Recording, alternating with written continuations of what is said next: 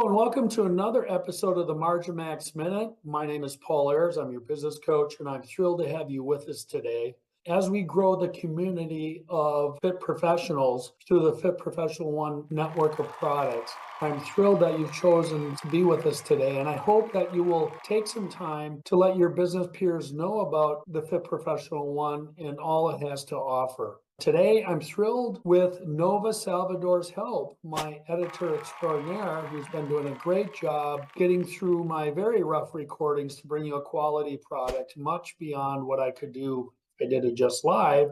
I'm thrilled to bring you number 9 in a 10-part series on cost reduction strategies that are going to help you maximize margin in 2024. So today, in our 9th installment on cost reduction strategies, we're going to talk about strategic vendor negotiations and give you some hints as to why they're important, how to go about doing that. First thing is to define it as fairly straightforward. When we outsource, which we talked about last week, we can just simply call up vendors, take the deal they're offering, sign the contract, and take off. But there's a huge benefit to doing some negotiations. In fact, they're highlighted in Jeff Toole's book, Mastering the Complex Sale. Again, as I've already recommended, check out that Professional One podcast and also pick up his book. What you're going to find out is that on both sides of the negotiation, we have costs. The vendor that you're talking to has selling costs, and on our side, we have buying costs. That becomes part of the process that minimally can be taken out for a longer term contract or one that helps you figure out what you need to do. So what are some other ideas? If I'm a manufacturing client, for instance, there are really 3 things I want to talk about: bulk purchasing discounts, supply chain optimization, and quality and cost trade-offs. Last week, we talked a little bit about this, but on the bulk purchasing discounts,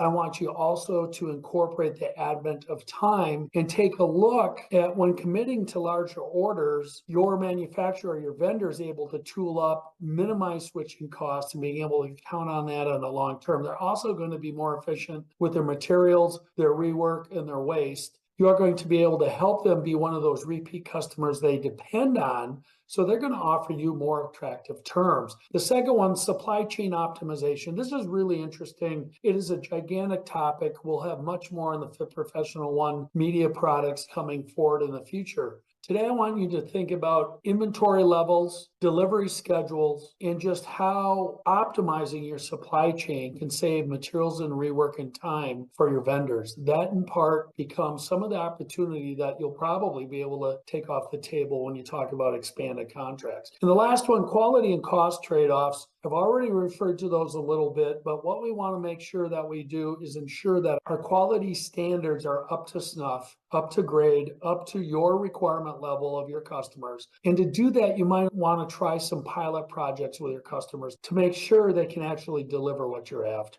In a service business, these really don't vary too much, but the one I want to add there is value-added services. Often in services, there's other things that we can have them do, including extended warranties, bundled offerings, or other services that we might be able to outsource to give them capacity for idle resources. Again, this is part of the idea, both in manufacturing and service businesses. Take a look at your vendors, see what resources or people they have that aren't fully utilized, and see if you can't figure out a way to better utilize those resources and get better buys for what you're trying to do. The disadvantages are similar to what we talked about last week. We have dependency risk, quality compromises, which we already talked about, hidden costs, and 2 more new ones I want to talk about this week: lack of innovation and negotiation fatigue. So lack of innovation can really impact us when we have a long-term contract. Something changes either in the market demand or technology that produces the service. If our vendor is not willing to embrace that and update our contract in our negotiation, we're going to be in a bind, and it's going to give our competition a chance to move beyond us. So we want to make sure when we're negotiating to have that flexibility in our contract. And lastly, one of the items are negotiation fatigue. With all businesses, when we spend so much time trying to cut deals,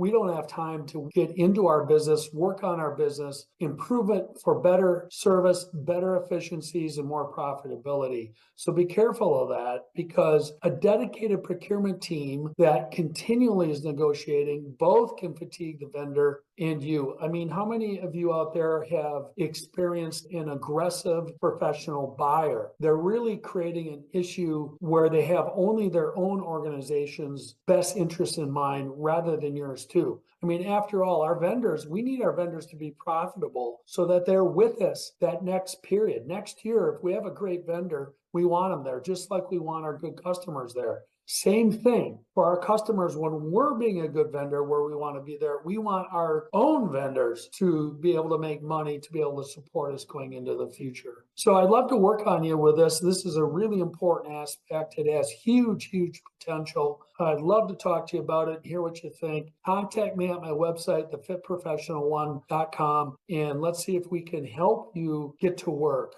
So with that, I wish you the very best week. And now it's time for me to get to work.